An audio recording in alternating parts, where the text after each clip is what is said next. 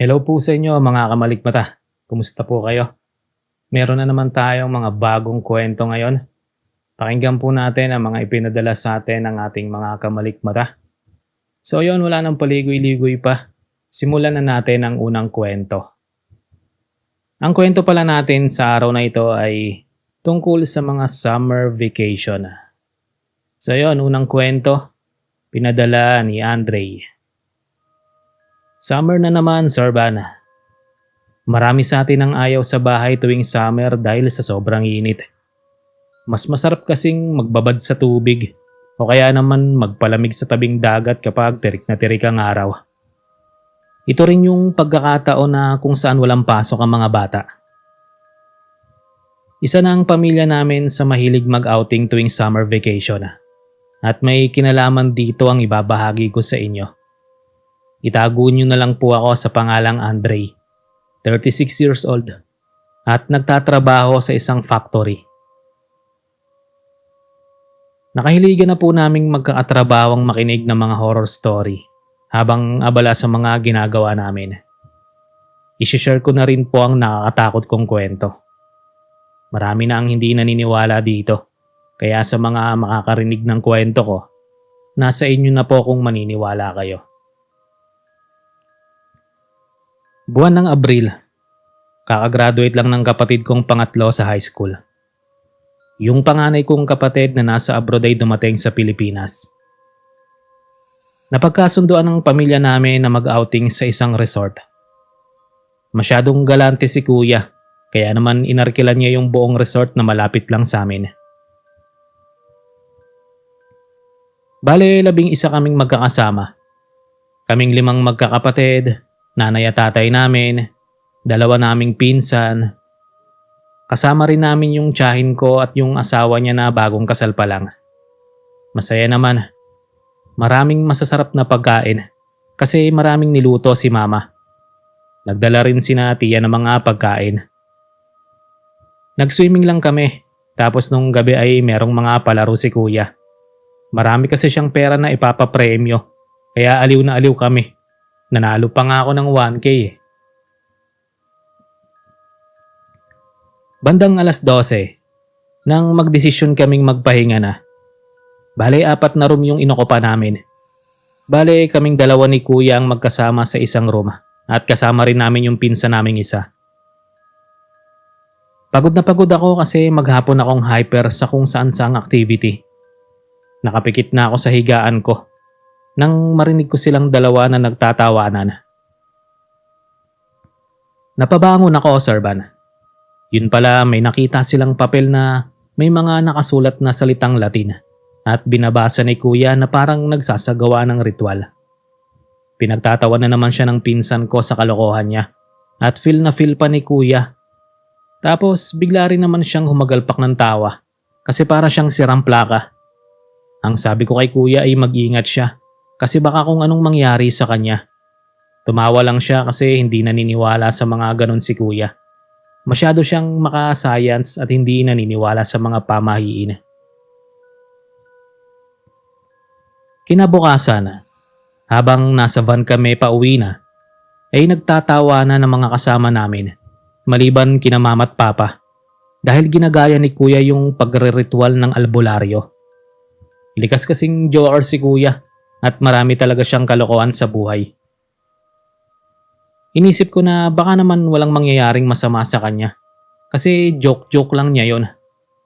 Pero biglang naging matamlay si kuya ng mga sumunod na araw. Hindi normal sa kanya yung ganon kasi maloko talaga siya, kaya naman nanibago talaga kami. Naging mainitin na rin ang ulo niya at palaging namumula ang mata. Isang araw ay natagpuan na lang namin siyang wala ng buhay sa kwarto niya at nakabigte. Akala namin depression lang, pero simula nang mamatay si Kuya Sir Van, ay madalas ko na siyang mapanaginipan.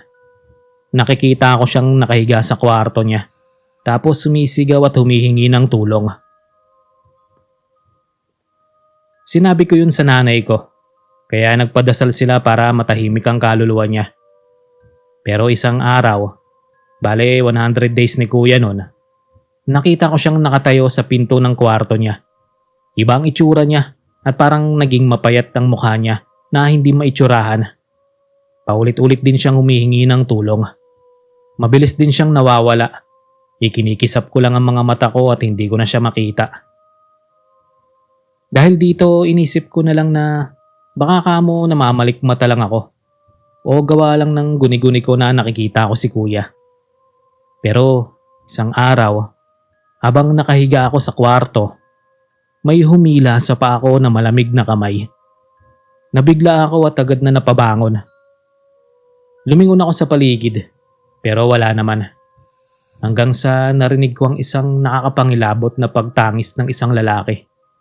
Kung ilalarawan ko yung paraan ng pag-iyak ay para siyang nadadala lang ng hangin at nag-i-echo sa pandinig. Nagsitaasa ng balahibo ko, lalo na nung makita ko ang figura ng isang lalaki na nakatayo sa may pinto. Iyon ay walang iba kundi si kuya. Naaagnas na ang kanyang balat, tapos pulang-pula ang kulay ng mga mata. Hindi gumagalaw ang kanyang mga mata pero may kakaibang ekspresyon. Nagkusot ulit ako ng mata, pero bigla siyang nawala. Iisipin ko na sanang baka namamalikmata lang ako. Pero nakausap ko ang buong pamilya ko at ang sabi nila sa akin ay nagpakita raw sa kanila si kuya. Yung iba ay sa panaginip.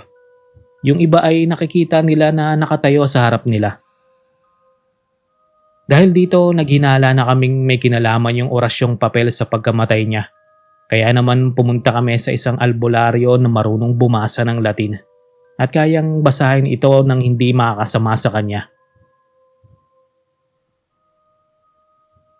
Sa pagkakataon na yon, ay ipinaliwanag na niya sa amin ang ibig sabihin ng nasa papel na yon. Ito raw ay isang orasyon na humihingi ng tulong sa dyablo para paghirapin ang loob ng biktima para magpakamatay.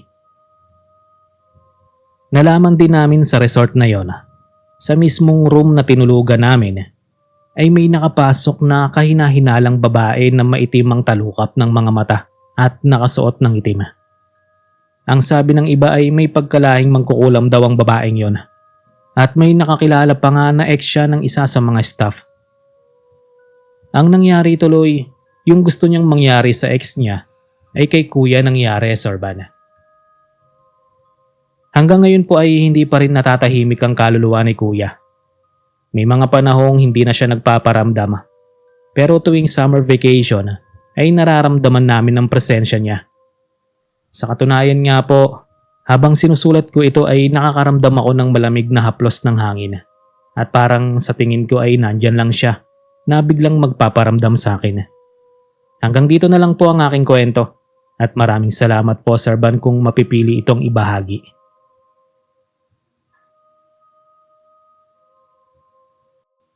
Hello po Sir Van. Pakitago na lang ako sa pangalang Mitch. 35 anyos na.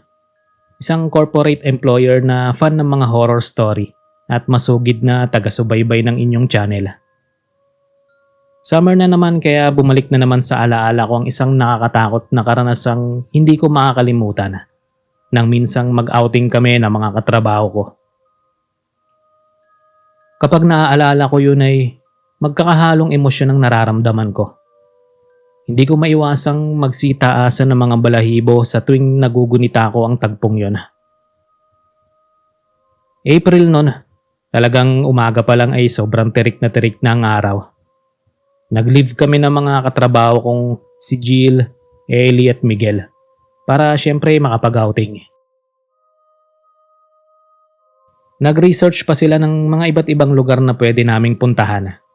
Madalas ay sa resort kami o kaya naman sa mga falls.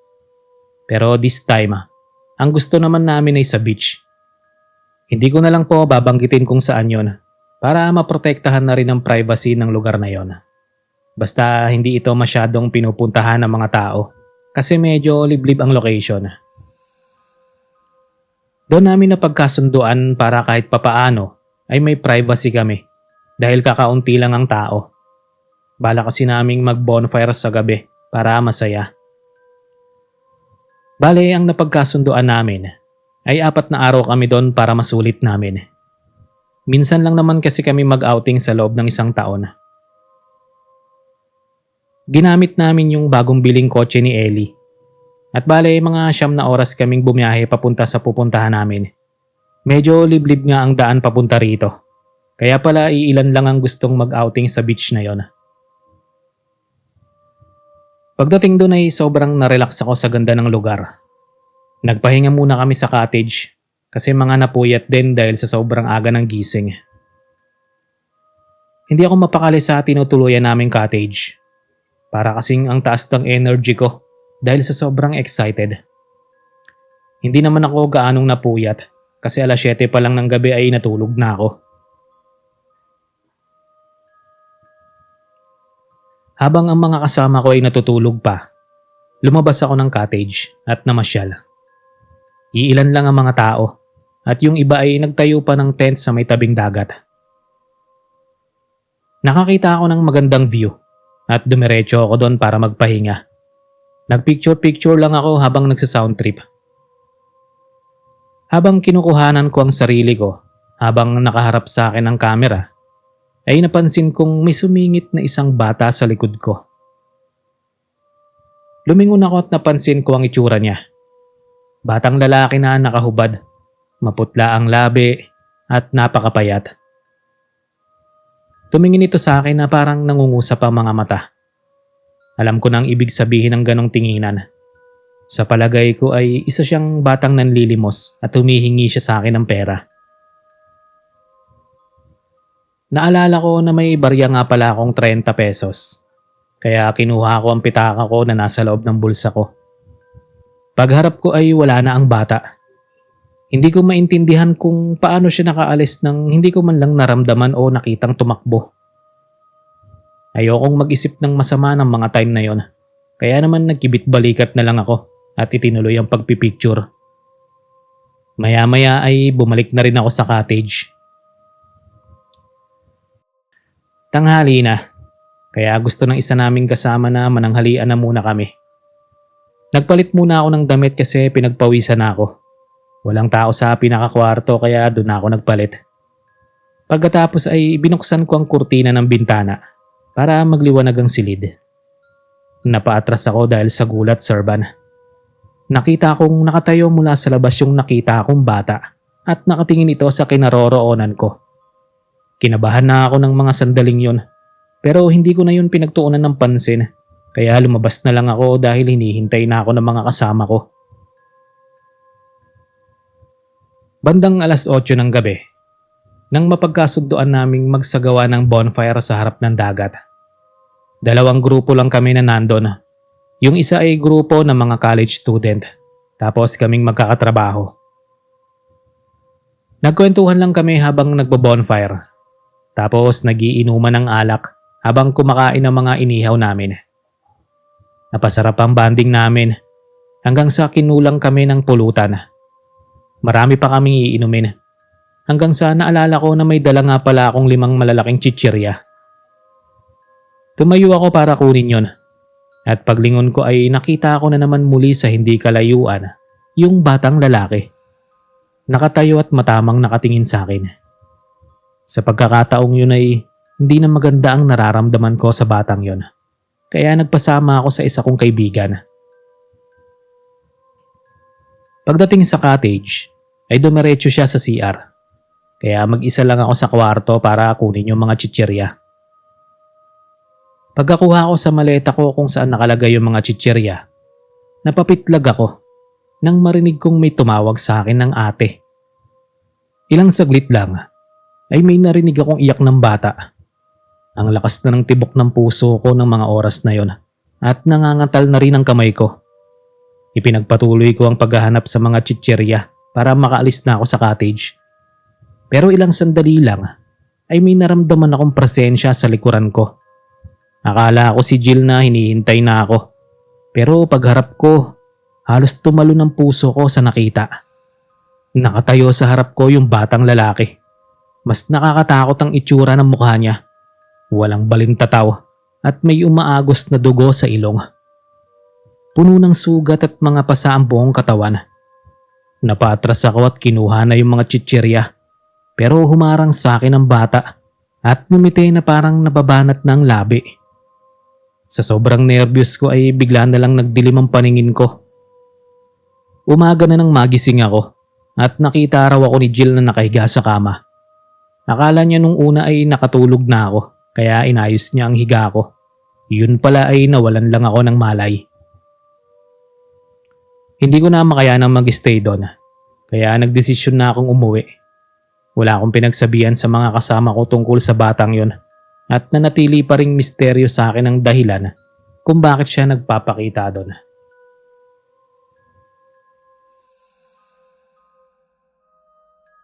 Hindi palaging maganda ang karanasan sa summer outing. Minsan ay nakakatrauma din. Kung alam ko lang na mauuwi ang lahat sa trahedya, hindi na sana ako nagplano pa. Lahat ng bigat at sisi ay sa akin napunta dahil ako ang nag-anyaya sa mga kasama ko sa lugar na yon. Magandang araw po, Sir Van. Ako po si George. Hindi ko tunay na pangalan. Naganap ang kwento ko 7 taon nang nakakalipas. Pero sariwa pa rin sa alaala ko ang lahat ng mga nangyari. Noong una ay hindi ko ito kayang alalahanin dahil sa sobrang traumatizing. Pero ngayon ay unti-unti ko nang pinag-aaralan kung paano gunitain ang mga karanasang nagbigay ng matinding takot sa akin. Nagkaroon ng family reunion ng pamilya namin. Nakasama ko ang lahat ng pinsan ko sa father side. Kaklose ko sila lahat kasi nung mga bata pa kami ay magkakasama kaming nagbabakasyon sa bahay ni Lola. Nagka-banding ulit kami at tinanong ko sila kung gusto nilang mag-outing. Kaming magpipinsan. Gusto rin sana nila pero ang problema ay perang gagastusin. Yung isa kong pinsan may financial crisis ang pamilya nila. Yung isa ay nag-iipon daw siya kasi may bibilihing kotse. At yung iba naman ay wala lang talagang budget. Sinabi ko naman sa kanila na ako na ang bahala sa lahat. Basta matuloy lang talaga. So pumayag naman sila. Nag-set na kami ng date.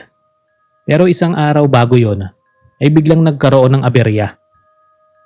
4 sa mga kasama namin ang hindi na raw makakasama kasi merong kailangang asikasuhin. At yung 2 ko namang pinsan ay parehas na ospital dahil sa diarrhea. Sabi ng isa kong pinsan ay next year na lang sana namin ituloy. Pero pinush ko pa rin sila. Ayoko kasi nang magpaplano tapos hindi matutuloy. Ang sabi ko sa kanila ay ituloy na namin ngayong taon. Pero ang kailangan nga lang ay reschedule namin. Makalipas ang 2 linggo ay wala nang nangyaring aberya. Sobrang excited na ako kasi sa wakas ay matutuloy na ang outing namin. Ang lugar na pupuntahan namin ay sa isang isla. Madalas kasi ay beach o resort kami. Ngayon ay isla naman para maiba. Habang iginagayak ko ang mga gamit na dadalhin, ay may narinig akong malakas na kalabog. Nahulog pala yung flower vase ni Mama. Ang nakapagtataka lang ay wala namang gumagalaw dito. At hindi rin ito kayang itumba ng daga o butike kung sakali man na may dumaan dito. Nag-alala na si Mama. Ang sabi niya ay wag na kaming tumuloy kasi hindi raw maganda ang hinala niya. Nagmatigas naman ako, Sir Van. Ang sabi ko sa nanay ko ay pamahiin lang naman yon at hindi lahat ng pamahiin ay nagkakatotoo. Habang bumabiyahe kami, ay nagkaroon na naman ng aberya. Naiwan daw ng pinsan ko yung swimsuit niya at wala tuloy siyang susuotin sa swimming namin. Binalikan na lang namin kasi hindi pa naman kami nakakalayo nun. Habang pabalik sa bahay nila, ay may nasagasaan kaming itim na pusa. Sabi ng isang pinsan ko ay parang ayaw na raw niya, pero nagmatigas pa rin ako. Ang sabi ko ay wag basta maniwala sa mga ganong pamahiin.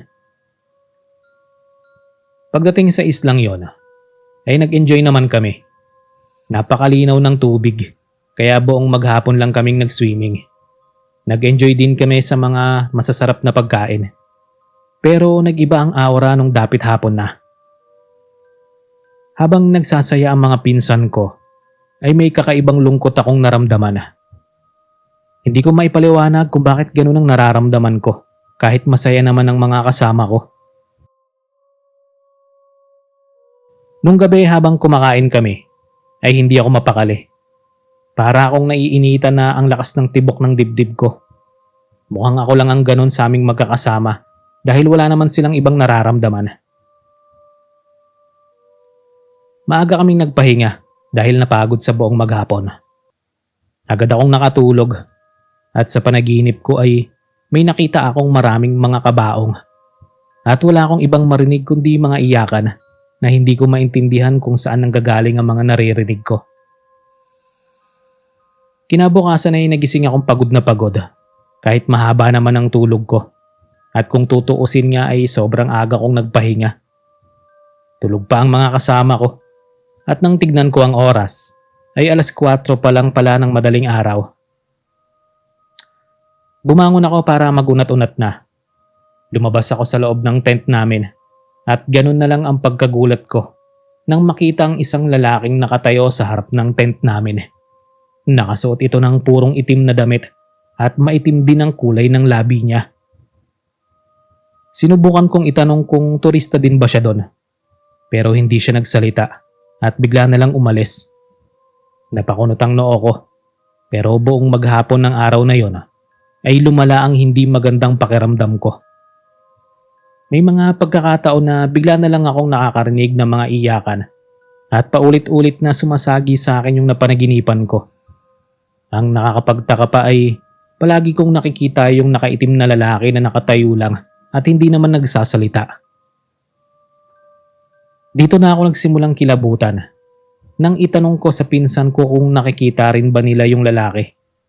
Ang sabi nila ay hindi raw. Baka raw namamalikmata lang ako o kaya naman ay minumulto na. Nagtawanan pa nga sila. Kinagabihan ay nagpakasaya na kami. Yung sayang yun ay never ko pa naranasan sa lahat ng bonding namin. Hindi ko maintindihan kung bakit parang ang sentimental ng lahat at sobrang na-appreciate namin ang presensya ng isa't isa. Habang natutulog ay nagkaroon na naman ako ng hindi magandang panaginip. Nakita ko kasi yung lalaking nakaitim at nakatingin lang ito sa akin. Walang ekspresyon ng mukha niya. Tapos ang hindi ko maintindihan ay kung bakit paulit-ulit kong naririnig ang mga iyakang yon na hindi ko naman alam kung saan nanggagaling. Kinabukasan ay bumiyahe na kami pauwi. At noon ko naintindihan na premonition pala ang lahat ng yon. Dahil na-aksidente kami sa sinasakyan namin. 3 lang kami ang nakaligtas at lahat sila ay namatay. Hanggang ngayon ay naaalala ko pa kung gaano kadugo ang trahedyang yon. At marahil yung lalaking nagpapakita sa akin ay si kamatayan. Hanggang dito na lang po ang kwento ko at salamat po kung mapipili itong isalaysay.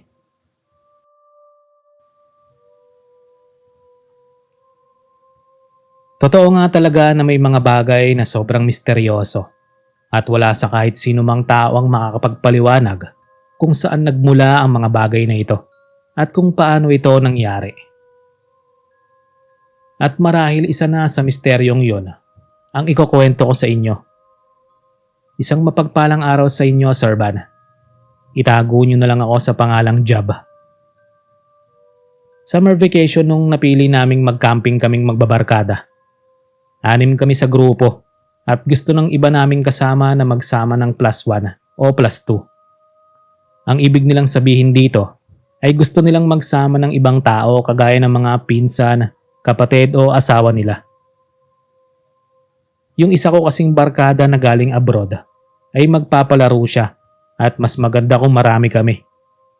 Ako naman ay isinama ko yung girlfriend ko kasi tamang-tama at wala silang pasok sa trabaho. Teacher kasi siya at kapag bakasyon ay nakabakasyon din siya. Maliban na lang kung may mga aasikasuhing papeles. Sa pagkakatanda ko ay 2nd week ng April nang magdesisyon kaming pumunta sa isang bundok para mag-camping. Medyo may kalayuan din yun, pero masaya naman kasi ang dami naming pinagkwentuhan sa van habang nasa biyahe. Tanghali na nung makarating kami doon At napansin ko na sobrang dami pala namin. At sa totoo lang ay 3 van din kami. Bale, mga 4 na tent ang itinayo namin doon. Pagkarating doon ay nagpahinga na kami. At ako naman ay inaral muna yung lugar na yon bago magpahinga. Inaral ko kung may mga matutumba bang kung ano o may delikado. Napansin ko ang isang lalaki na nakatambay. Nginitian ko lang siya kasi ang iniisip ko ay baka kasama ng isa sa mga kaibigan ko. Pero hindi siya ngumiti pabalik. Kakaiba rin ang aura niya. Malalim ang talukap ng mga mata at parang masyadong maputla ang labi. Nang matapos ako ay nagpahinga na ako kasi pagod din sa biyahe dahil ako ang nag-drive. Hapon na nang kumain kami. Nagsaing kami ng kanin sa kawayan tapos nag-ihaw ng liempo para ulamin namin. Napansin ko na wala doon yung lalaki, Sorban. Pagkatapos ay nagkwentuhan lang kami habang hinuhugasan yung mga pinggan na ginamit namin. Naglakad-lakad muna ako para magpababa ng kinain. At nakita ko na naman yung lalaking yun na nakatambay na naman. Lumapit ako sa kanya at tinanong siya kung bakit hindi siya sumabay sa amin sa pagkain. Sinabi ko naman na may tira pang kanin, pero kaunti na ang ulam. Hindi man lang siya nagsalita at nakakapagtaka na parang hindi gumagalaw ang mga mata niya. Ipinagkibit balikat ko na lang yon at bumalik na lang ako sa tent ko. Kinagabihan ay merong palaro. Nakita ko ang lalaking yun sa likod ng kaibigan ko, kaya baka ako siya yung kasama niya. Ang nakapagtataka lang, sa kabila ng kasiyahan ay parang hindi siya nakikisaya man lang. Nananatili siyang tahimik sa kinatatayuan niya at hindi man lang nakikibanding sa mga kasama niya. 2:00 nang matapos ang program namin at pumunta na kami sa kanya-kanyang tent para magpahinga. Nalalagkitan ako ng mga oras na yon dahil na rin sumali ako sa halos lahat ng palaro. Kaya naisipan kong magbasa muna saglit ng katawan bago magpahinga. Hindi rin ako sanay matulog ng pawisan ng katawan ko eh. Bale, may malapit palang bukal doon at kaunting lakad lang naman papunta ron. Dinala ko ang solar light ko at yung damit na isusuot ko saka sabon at tuwalya. Wala akong kasama, Sorban. Ako lang mag-isa kasi pagod na yung girlfriend ko at pagkahiga niya sa tent ay nakatulog na rin siya agad. Pagdating sa bukal, ay naghubad na ako para magbasa ng katawan. Biglang dumating yung lalaki. Umupo siya sa bato sa harapan ko at parang pinapanood ako sa ginagawa ko. Kinausap ko siya at tinanong kung maglilinis din ba siya ng katawan. Hindi na naman siya sumasagot. Tinanong ko siya kung bakit sobrang tahimik niya at bakit hindi man lang siya nakikisaya sa mga tao kanina. Hindi pa rin siya nagsasalita. Dito na ako nagsimulang makaramdam ng hindi maganda. Binilisan ko ng paglilinis ng katawan ko at nagbihis na. Habang ginagawa ko yun ay nakatingin at nanonood lang siya sa akin. Pero hindi man lang gumagalaw ang mga mata niya. Nang matapos na ako ay dinala ko ang mga gamit ko para dalhin sa tent. Hindi pa rin siya kumikilos sa kinauupuan niya. Nagpaalam na ako sa kanya at akala ko saka siya maglilinis ng katawan pagkatapos ko kaya iniwan ko na siya. Pero sumunod siya sa akin nang umalis ako, Sorban. Binaliwala ko na lang yon kahit sa loob-loob ko ay hindi ko maiwasan ang mawirduhan sa kakaibang kinikilos niya. Nagpahinga na ako sa higaan ko sa tabi ng girlfriend ko. Tahimik na ang lahat at wala nang ibang maririnig sa paligid kundi tunog ng mga kung anong lumilipad sa labas. Hindi ako makatulog pero nakapikit ang mga mata ko. Maya-maya nakarinig ako ng mga yapak na parang iniikot ang tent namin at paulit-ulit, pabalik-balik. Nagmulat ako ng mga mata at natanaw ko ang isang figura ng lalaki sa labas ng tent. Nakabukas kasi ang solar namin kaya maliwanag. Napatalokbong ako ng kumot nang makitang palapit na ng palapit ang lalaking yon. Ang lakas ng kabog ng dibdib ko at napayakap na lang ako sa girlfriend ko. Kinabukasan ay pauwi na kami. Habang nasa biyahe ay chinek namin yung mga picture namin. Biglang nanlaki ang mga mata ko sa nakita ko. Dahil lahat ng picture ay may pugot na lalaki at ang suot niyang damit ay yung mismong damit na suot ng lalaking tahimik na yon. Sinabi rin ng kaibigan ko na wala silang kasamang ganong lalaki, kaya mas lalo akong nangilabot. Ang nakapagtataka lang ay ako lang ang nakakita sa kanya at hindi man lang siya nakita ng mga iba kong kasama. Hanggang ngayon, Sir Van, ay hindi ko pa rin talaga alam kung sino ba talaga yung lalaki na yon. Kung anong klaseng nilalang siya at kung saan nanggaling. Pero hindi na kami bumalik kahit kailan sa bundok na yon.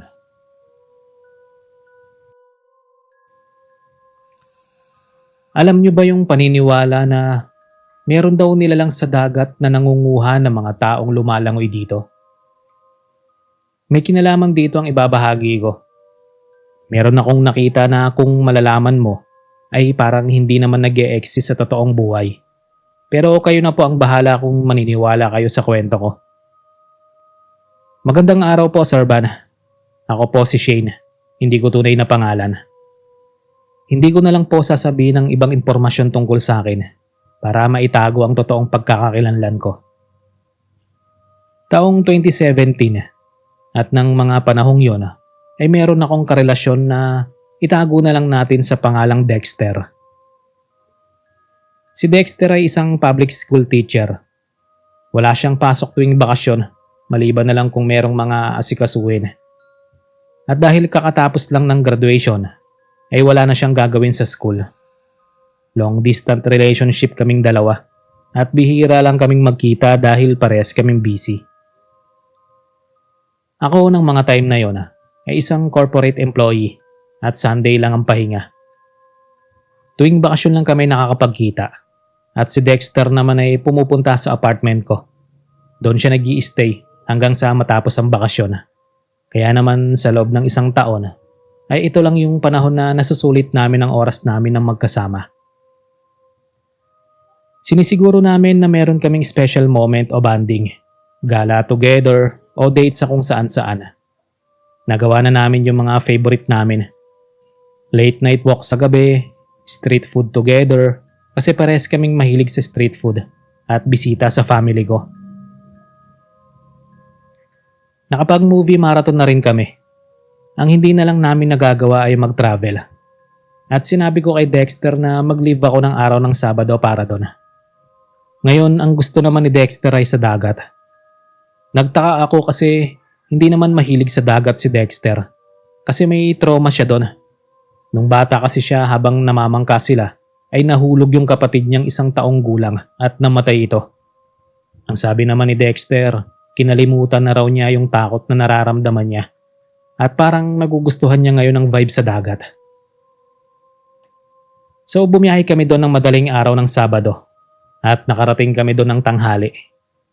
Ang balak namin ay doon kami magstay sa dagat hanggang gabi. Tapos nagdala kami ng mga tent. Naglakad-lakad lang kami at biglang naisipan ni Dexter na mamangka kaming dalawa. Pumayag naman ako kasi never ko pa yun naranasan. Habang namamangka kami, ay biglang nagkagulo ang mga tao. May nalunod palang 2 bata. Napailing yung kasama naming manong. Tapos may bigla itong sinabi na nagpakilabot sa aming dalawa ni Dexter. Nagsisimula na raw yung alay dagat kasi uso na naman ang swimming, sabi niya.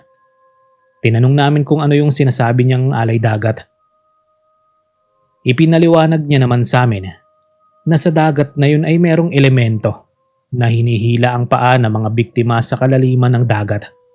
Tapos inilulunod ito hanggang sa mamatay.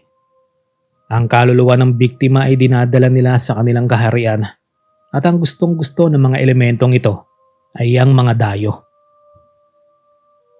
Nagkatinginan lang kami ni Dexter sa sinabing yun ng manong. Parehas kasi kaming hindi naniniwala sa ganon. Para sa amin kaya may nalulunod kasi dahil sumasalungat sa malakas na alon ng dagat o kaya naman hindi talaga marunong lumangoy. Pwede ring pinulikat habang lumalangoy. Hindi yung elemento na sinasabi niya. Sa kabila nito ay inirespeto pa rin namin ang paniniwala niya at nagkunwaring sumang-ayon. Ginugol namin ang buong maghapon sa dagat na yon para magbanding at sulitin ang oras kasamang isa't isa. Masasabi ko na dito naganap yung pinakamasayang moment namin. Mas naging open kami sa isa't isa. Mas naging malambing at mas naging playful. Kinabukasan ay naisipan ni Dexter na lumangoy kaming dalawa. Nung una ay nagdadalawang isip ako kasi hindi ako marunong, pero sabi niya ay tuturuan niya raw ako. Mabilis naman akong natuto sa pagsaswimming. At sa kalagitnaan nito ay biglang lumakas ang alon. Narinig ko na lang ang malakas na sigaw ni Dexter at nangilabot ako nang marinig ang sinabi niyang, "Bitawan mo ako!" Sinubukan ko siyang iligtas pero natatangay ako ng alon at wala akong magawa kundi unahing iligtas ang sarili ko. Nang makaahon na ako ay nagtawag ako ng tulong sa mga naroon. Ang sabi ko ay natangay ng alon ng boyfriend ko pero hindi ko siya kayang iligtas kasi hindi pa ako sanay sa dagat. Nagtulungan na silang i-rescue ang boyfriend ko at habang inire-rescue siya, may nakita akong nakalutang na babae sa hindi kalayuan. Iba ang shape ng bibig at ilong. Kung ilalarawan ay para siyang alien. Kakaiba ang itsura niya kumpara sa pangkaraniwang tao. Nakatingin siya sa akin at hindi gumagalaw at mabilis din siyang nawala sa kinatatayuan niya. Sir Van, hindi agad nakuha ang katawan ng boyfriend ko. Ang hinala nila ay nahila ito sa kailaliman ng dagat o kaya naman tinangay sa kabilang pampang. Ang sabi nila ay gagawin na lang nila ang lahat ng paraan para mahanap ang bangkay nito. Kinagabihan habang natutulog ako sa tent namin, ay iyak ako ng iyak. Bigla akong narinig ang boses ng boyfriend ko noon. Ang sabi niya, nakuha na raw siya. Napatayo ako at hinanap siya, pero wala naman siya, Sir Van. Doon ko nakumpirma na nabiktima na siya ng tinatawag na alay sa dagat. Kinabukasan nakita na ang bangkay ng boyfriend ko, napalutang-lutang at bloated na ang katawan. Labis ang paghihinagpis ko noon at simula noon ay naniwala na ako na totoo pala talagang may elemento na pumapatay ng mga dayo sa dagat na yon. Ayun lang po, Sir Van. Hanggang dito na lang po ang kwento ko. Maraming salamat po sa pakikinig hanggang dulo.